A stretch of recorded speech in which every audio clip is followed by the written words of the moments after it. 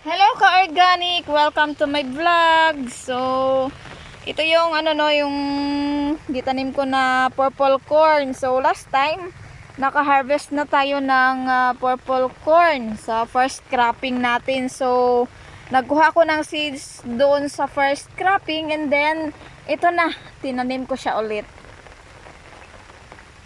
Purple corn, ayan na, ayan. Ganyan na siya ka-laki. So, hindi pa ako nag-weeding dyan or hindi pa ako bunot ng damo sa niya, sa baba niya. Kung mapansin ninyo, merong mga maliliit na mga damo dyan.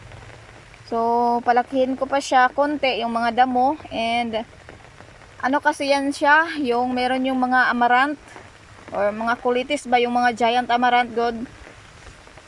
So, ipiliin ko lang yung yung dapat na bunutin dyan, kasi yung amaranth marami pang gusto magkain dyan na customer natin. So hayaan natin yan, mapirahan natin yan sila.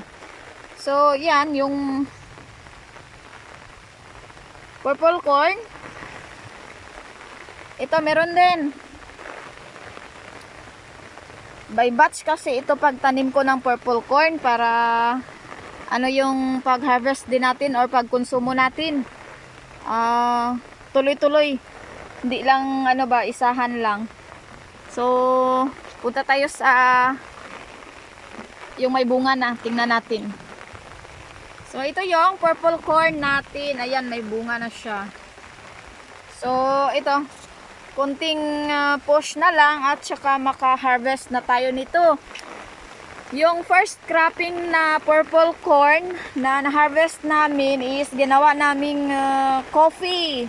Ginawa naming kape. Ang sarap masyado. Nakaka-addict yung amoy niya. Ayan. Purple corn. So, ayan oh. So, yun lang muna for today's video. Thank you for watching. And see you to my next vlog. Go organic! Malapit na siya i-harvest. Purple corn.